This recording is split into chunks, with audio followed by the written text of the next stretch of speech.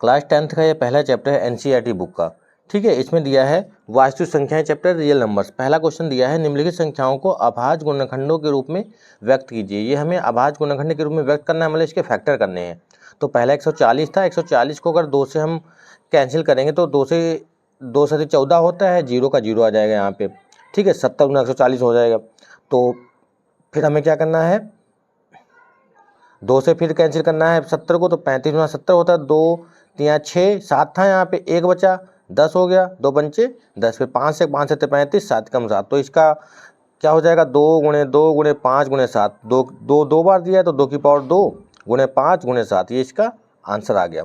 इसी प्रकार से इसका दूसरा सवाल है 156 को भी आपको इसी प्रकार से फैक्टर कर लेना है। 2 से कैंसिल करेंगे तो 2 से 14, 1 बचा 8 हुआ, 16 हो गया, 2 8 16, फिर 2 से करेंगे 2 3 6, यहाँ पे 1 बचा 18 हो गया, 2 नाम 18, फिर 3 से करेंगे 3 कम 3 3 3 9, फिर 13 एकम 13।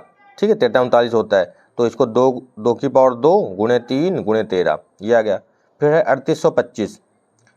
ठीक है, थोड़ा सा बड़ा नंबर ऑब्जेक्टिव में आपसे पूछ सकता है, जैसे 3825 है या 5005 है, इस प्रकार का क्वेश्चन।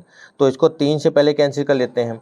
3 से करेंगे 3 कम 3, उसके बाद 1 बचा, उसके बाद हमें इसको क्या करना, 3 से 3 कम 3, 3 दूना 6, यहाँ पे 8 था, 3 दूना 6, 2 बचा 22 हो गया, 3 से 21, 1 बचा 15 हो गया, 3 बचे 15, फिर 3 से करेंगे 3 चौके 12, 3 दूना 6, 3 दूना 6 और 3 बचे 15, फिर 5 से करेंगे 8 पंचे 40, 8 पंचे 40, 2 बचा 25 हो गया, और 5 25, 5 से करेंगे इसको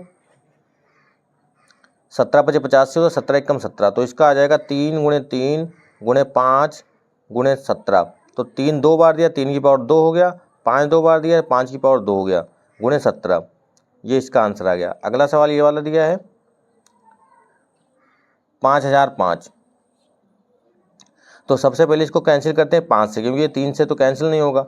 5 कम 5, फिर ये 0 दिया है, यहाँ भी 0 दिया है, 5 कम 5 1001 आ गया। फिर इसको 7 से कैंसिल करेंगे, 7 कम 7, 3 बचा 30 हो गया, फिर 7 चौक 28, 2 बचा 21, 7 21, 11 से कैंसिल करेंगे, 11 कम 11, 3 बचा 33 हो गया, 11 33, फिर 13 कम 13, तो ये आ जाएगा 5 गुणे 7 गुणे 11 गुणे 13, ये इसका आंसर आ जाएगा 5 गुणे 7 गुणे 11 गुणे 13।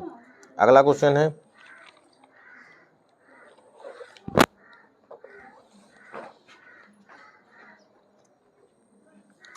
अगला है 7429।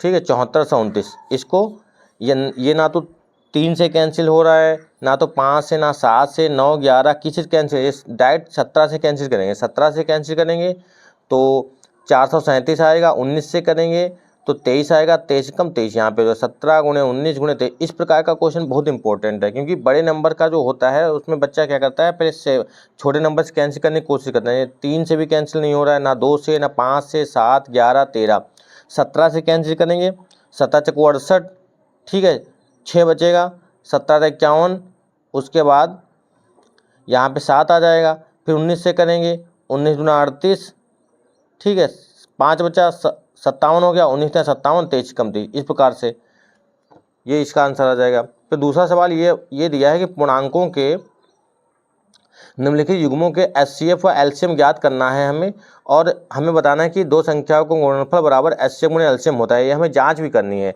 26 और 91 दिया था, 26 का क्या होता है, 26 का होता है 2 गुणे 13, 26 का क्या होता है 2 गुणे 13, यहाँ पे फैक्टर भी दिया है, और 91 का क्या होता है 7 गुणे 13, तो इसका एचसीएफ क्या आ गया, एचसीएफ हमें सिंपल सा दिख रहा है, एचसीएफ आ गया 13।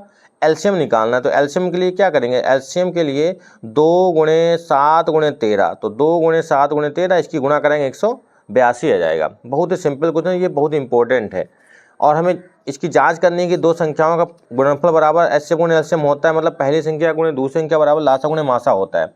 तो संख्याएं कौन कौन सी हैं, एचसीएफ गुणे एलसीएम, एचसीएफ कितना है, एचसीएफ है 13, एलसीएम कितना है 182, इन दोनों की गुणा कराएंगे तो 2366 आएगा। और दो संख्याएं कौन कौन सी हैं, संख्याएं कौन सी हैं, संख्याएं थी 26 और कितनी थी संख्या 91, इसकी भी गुणा करें 26 और 91 की, तो ये भी कितना आएगा 2300 2366। यही हमें बताना था कि ये दोनों संख्याएं जो हैं वो बराबर आती हैं। ठीक है, अगला है 510 और 92 का हमें निकालना है। 510 के फैक्टर कर लेंगे, 2 से कैंसिल करेंगे, 255, 3 से 85, 5 से 17 और 17 से 1। 92 का ठीक है 2 गुणे 2 गुणे 23 आ जाएगा। फिर इसका भाई एचसीएफ गुणे एलसीएम लिख लेंगे, एचसीएफ गुणे एलसीएम लिखेंगे यहाँ पे, तो यहाँ पे एचसीएफ गुणे एलसीएम ये आ जाएगा आपका 2, क्योंकि यहाँ पे सिर्फ हमें 2 ही कॉमन मिल रहा है।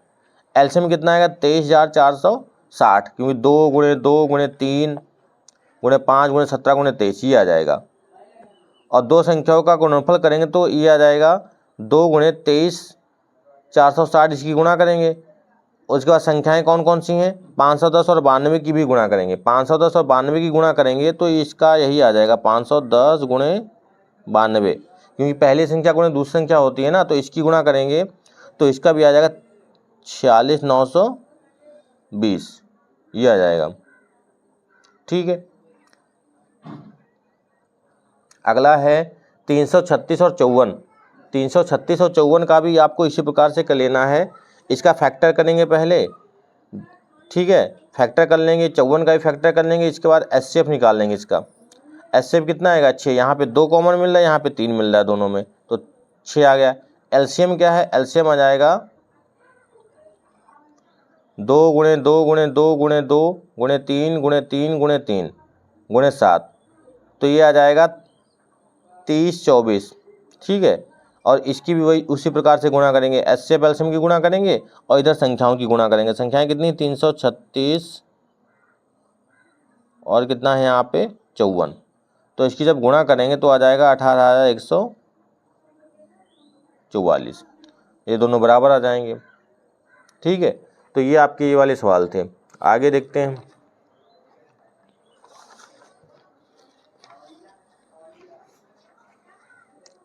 आगे दिया है अभाज्य गुणनखंड विधि द्वारा हमें बताना है कि एचसीएफ एलसीएम 12, 15, 21। 12 का बहुत सिंपल, 2 गुणे 2 गुणे 3, 15 का 3 गुणे 5, 21 का 3 गुणे 7। एचसीएफ आपको पता चल जाएगा, तीनों में कॉमन क्या है 3। एलसीएम लिख लेंगे, ज़्यादा बार जो संख्या 2 गुणे 2, यहाँ पे 2 2 बार है, 3 1 बार है, गुणे 5 गुणे 7, सबकी गुणा करेंगे तो कितना आएगा, सबकी गुणा करेंगे तो 420 आएगा। 2 दूनी 4, ठीक है, और यहाँ पे कितना है गुणे 3, यहाँ पे गुणे का निशान है, गुणे 3 गुणे 5 गुणे 7, तो 420 इसका आंसर आ जाएगा। 4 3 12, 12 बचे 60, 60 और 7 की गुणा करेंगे 442 आएगा, और एक जीरो था वहाँ पे, 420 आ जाएगा। 17, 23, 29, इसमें 17 का एक एचसीएम मिलेगा, क्योंकि यहाँ पे 1 गुणे 17, 1 गुणे 23, 1 गुणे 29, यहाँ पे कितना हो जाएगा 1 गुणे 29, तो एचसीएम कितना आ रहा है 1 आ रहा है। एलसीएम कितना आ रहा है, एलसीएम तीनों की गुणा करेंगे, जब यहाँ पे और कोई संख्या है ही नहीं, इसके फैक्टर और कोई है ही नहीं, तो 17 गुणे 23 गुणे 29, 11,339, इसका आंसर आ जाएगा 11,339, इसका आंसर आ जाएगा। अगला है इसी प्रकार से 8, 9, 25। 8, 9, 25 का जब निकालेंगे तो 8, 9, 25, 2 गुणे 2 गुणे 2, यहाँ भी 1 ही मिल रहा है, क्योंकि तीनों में कोई भी ऐसा कॉमन नहीं मिल रहा जो तीनों संख्याओं में हो। यहाँ पे 1 मिल रहा है। एलसीएम क्या हो जाएगा 2 गुणे 2 गुणे 2 गुणे 3 गुणे 3 गुणे 5 गुणे 5, तो इसका भी एलसीएम क्या हो जाएगा, सबकी गुणा करेंगे तो 1800 आ जाएगा। अगला सवाल दिया है एचसीएफ दिया है हमें, एचसीएफ दिया है 306 और 657 का 9। एलसीएम हमें निकालना है, एलसीएम इसका निकालना है तो सूत्र वही वाला लगेगा, पहली संख्या गुणे दूसरी संख्या, एलसीएम निकालना है ना, बराबर एचसीएफ गुणे एलसीएम, तो दोनों की गुणा करेंगे। यहाँ पे एलसीएम का मान कितना है, एलसीएम निकालना है, इसका एचसीएफ का मान 9 दिया तो 9 चला जाएगा बटे में, तो 9 से इसको डिवाइड कर दिया। ठीक है, 9 × 27, 9 × 36, तो 34 गुणे 657, 34 गुणे 657 की गुणा करेंगे तो 22,338, इसका आंसर आ जाएगा 22,338, इसका आंसर आ जाएगा।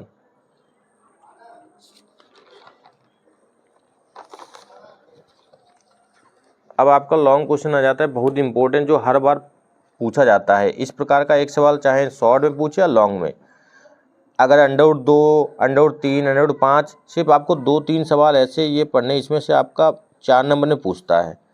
या अगर सिंपल से पूछेगा तो आपको प्लस वाले जो सवाल हैं, जैसे इस प्रकार का इस प्रकार का, तो ये आपका 2 नंबर में आ जाता है।